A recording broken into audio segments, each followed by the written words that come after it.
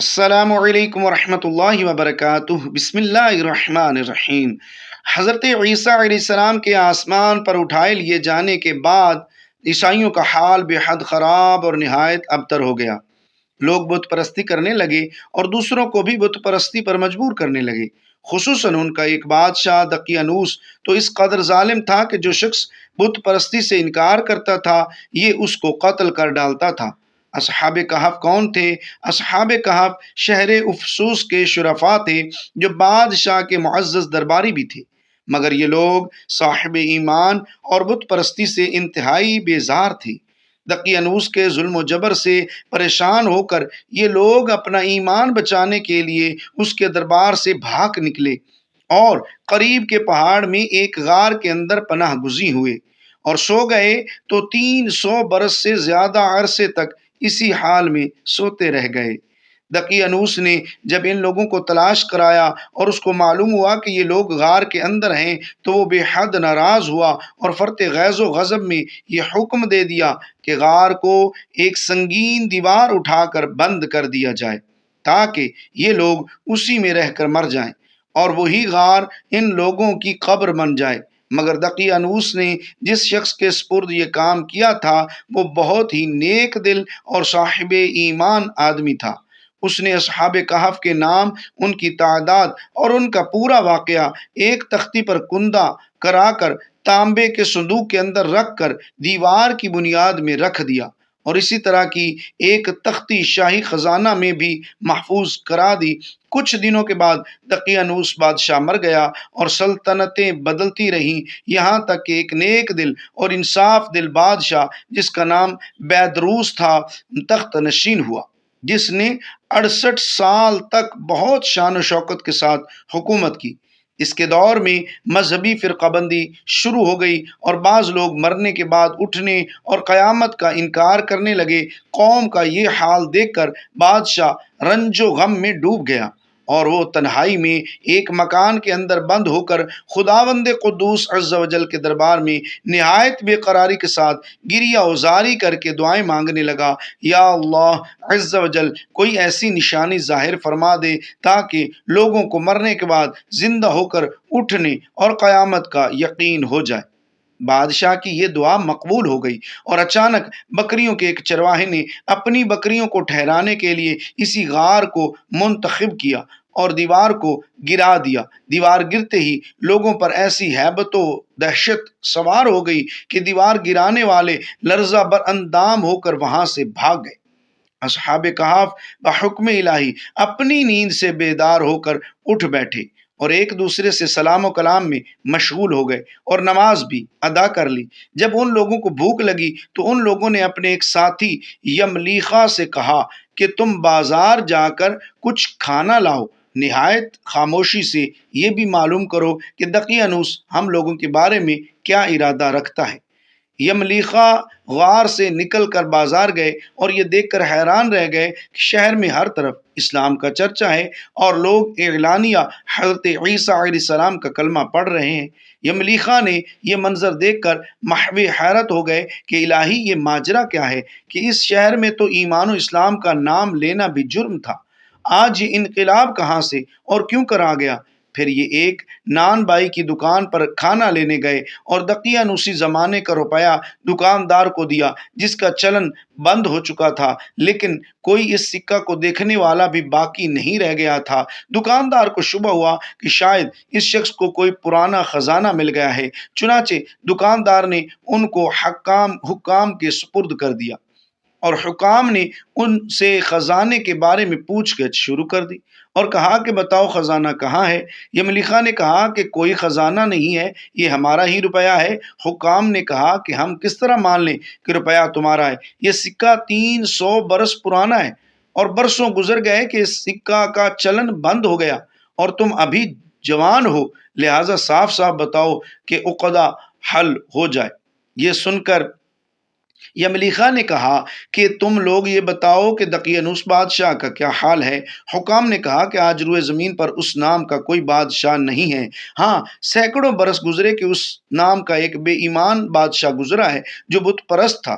یملیخا نے کہا کہ ابھی کل ہی تو ہم لوگ اس کے خوف سے اپنے ایمان اور جان کو بچا کر بھاگے ہیں۔ میرے ساتھی قریب ہی کے ایک غار میں موجود ہیں، تم لوگ میرے ساتھ چلو، میں تم لوگوں کو ان سے ملا دوں۔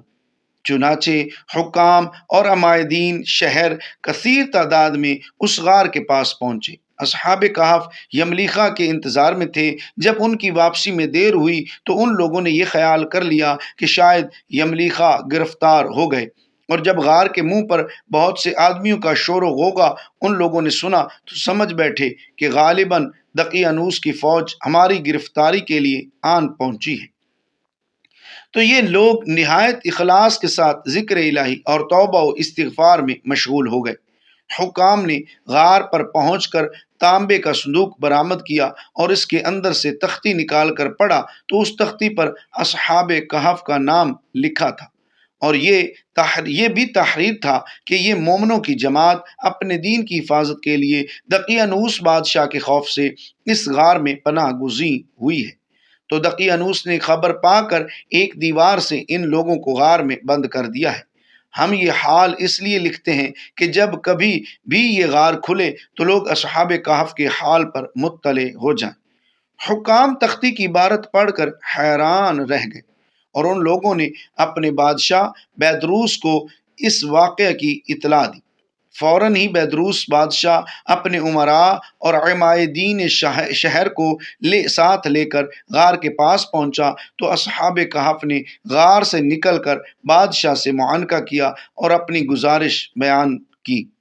بیدروس بادشاہ سجدہ میں گر کر خداوند قدوس کا شکر ادا کرنے لگا کہ میری دعا قبول ہو گئی۔ اللہ تعالیٰ نے ایسی نشانی ظاہر کر دی جس سے موت کے بعد زندہ ہو کر اٹھنے کا ہر شخص کو یقین ہو گیا۔ اصحاب کہف بادشاہ کو دعائیں دینے لگے کہ اللہ تعالیٰ تیری بادشاہی کی حفاظت فرمائے، اب ہم تمہیں اللہ کے سپرد کرتے ہیں۔ پھر اصحاب کہف نے السلام علیکم کہا اور غار کے اندر چلے گئے اور سو گئے، اور اسی حالت میں اللہ تعالیٰ نے ان لوگوں کو وفات دے دی۔ بادشاہ بیدروس نے لکڑی کا صندوق بنوا کر اصحاب کہف کی مقدس لاشوں کو اس میں رکھوا دیا، اور اللہ تعالیٰ نے اصحاب کہف کا ایسا رعب لوگوں کے دلوں میں پیدا کر دیا کہ کسی کی یہ مجال نہیں کہ غار کے منہ تک جا سکے۔ اس طرح اصحاب کہف کی لاشوں کی حفاظت کا اللہ تعالیٰ نے سامان کر دیا۔ پھر بیدروس بادشاہ نے غار کے منہ پر ایک مسجد بنوا دی اور سالانہ ایک دن مقرر کر دیا کہ تمام شہر والے اس دن عید کی طرح زیارت کے لیے آیا کریں۔ اصحاب کہف کی تعداد میں جب لوگوں کا اختلاف ہوا تو یہ آیت نازل ہوئی کہ ترجمہ: تم فرماؤ میرا رب ان کی گنتی خوب جانتا ہے، انہیں نہیں جانتے مگر تھوڑا۔ حضرت عبداللہ بن عباس رضی اللہ تعالیٰ عنہ نے فرمایا کہ میں انہی کم لوگوں میں سے ہوں جو اصحاب کہف کی تعداد کو جانتے ہیں۔ پھر آپ نے فرمایا کہ اصحاب کہف کی تعداد 7 ہے اور 8واں ان کا کتا ہے۔ قرآن مجید میں اللہ تعالیٰ نے اصحاب کہف کا حال بیان کرتے ہوئے ارشاد فرمایا کہ اصحاب کہف کون تھے۔ ترجمہ: کیا تمہیں معلوم ہوا کہ پہاڑ کی کھو اور جنگل کے کنارے والے ہماری ایک عجیب نشانی تھے؟ جب ان جوانوں نے غار میں پناہ لی پھر بولے، اے ہمارے رب، ہمیں اپنے پاس سے رحمت دے اور ہمارے کام میں برکت دے۔ ہم نے اس غار میں ان کے کانوں پر گنتی کے کئی برس تھپکا، ہم نے انہیں جگایا کہ دیکھیں 2 گروہوں میں کون ان کے ٹھہرنے کی مدت زیادہ ٹھیک بتاتا ہے۔ ہم ان کا ٹھیک ٹھاک حال تمہیں سنائیں۔ وہ کچھ جوان میں تھے کہ اپنے رب پر ایمان لائے اور ہم نے ان کو ہدایت عطا فرمائی۔ اس سے اگلی آیتوں میں اللہ تعالیٰ نے اصحاب کہف کا پورا حال بیان فرمایا ہے کہ جس کو ہم پہلے ہی تحریر کر چکے ہیں۔ اصحاب کہف کے نام، ان کے ناموں میں بھی بہت اختلاف ہے۔ امیر المؤمنین حضرت علی رضی اللہ تعالیٰ عنہ سے روایت ہے کہ ان کے نام یہ ہیں: یملیخا، کمشلینا، مشلینا، مرنوش، دبرنوش، شازنوش اور ساتواں چرواہا تھا جو ان لوگوں کے ساتھ ہو گیا تھا۔ امیر المؤمنین حضرت علی رضی اللہ تعالی عنہ نے اس کا ذکر نہیں فرمایا، اور ان لوگوں کے کتے کا نام قطمیر تھا، اور ان لوگوں کے شہر کا نام افسوس تھا، اور ظالم بادشاہ کا نام دقیانوس تھا۔ اور تفسیر ساوی میں لکھا ہے کہ اصحاب کہف کے نام یہ ہیں: مکسملینا، یملیخا، تونس، نینوس، ساریونس، زونوانس، فلسطنونس۔ یہ آخری چرواہے تھے جو راستے میں ساتھ ہو لیے تھے، اور ان لوگوں کے کتے کا نام قطمیر تھا۔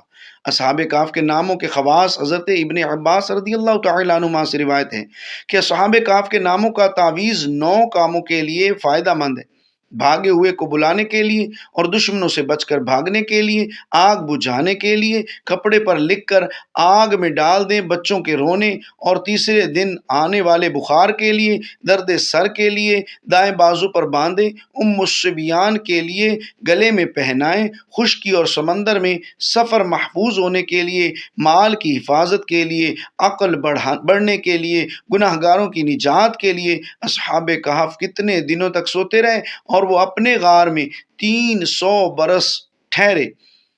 9 ان اوپر نازل ہوئی تو کفار کہنے لگے کہ ہم 300 برس کے متعلق تو جانتے ہیں کہ اصحاب کہف اتنی مدت تک غار میں رہے، مگر ہم 9 برس کو نہیں جانتے۔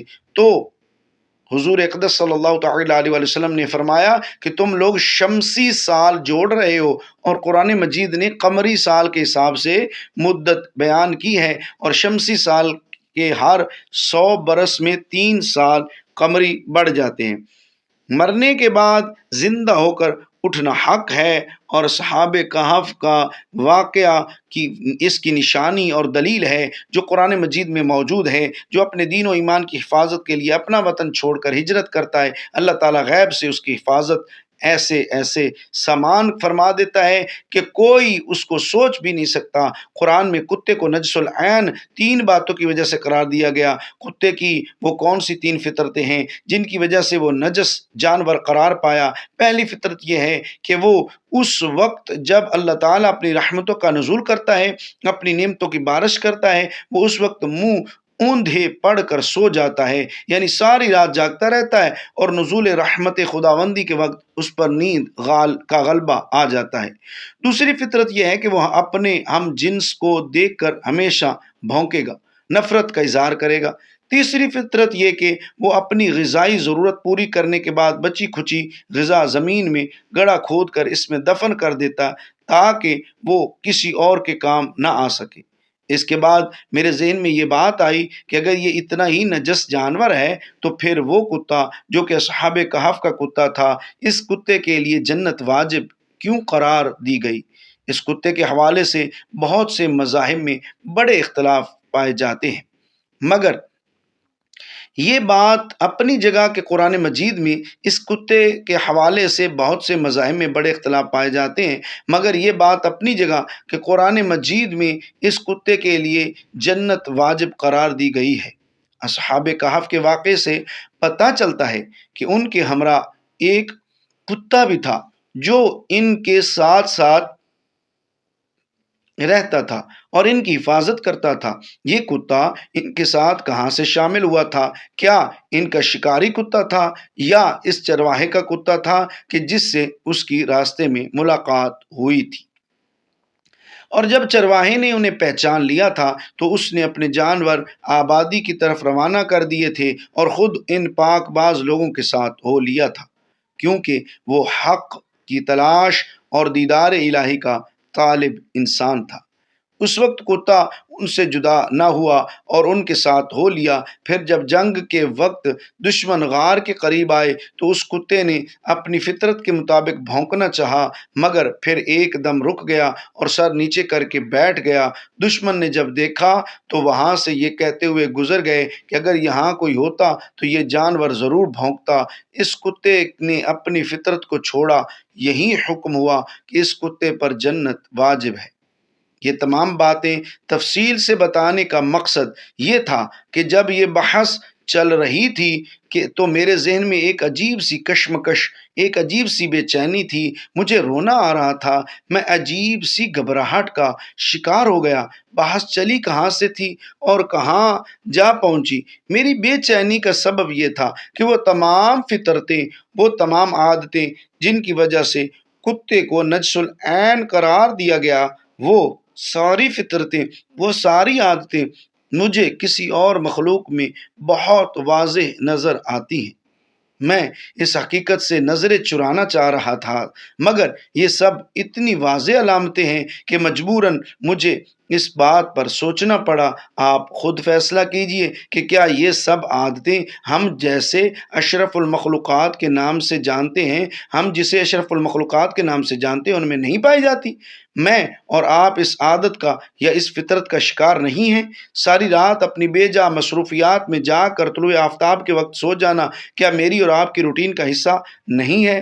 اپنے ہی بہن بھائیوں کو نفرت سے دیکھنا، ان کے لیے آسانیاں پیدا کرنے کے بجائے مشکلات پیدا کرنا میری اور آپ کی فطرت کا حصہ نہیں؟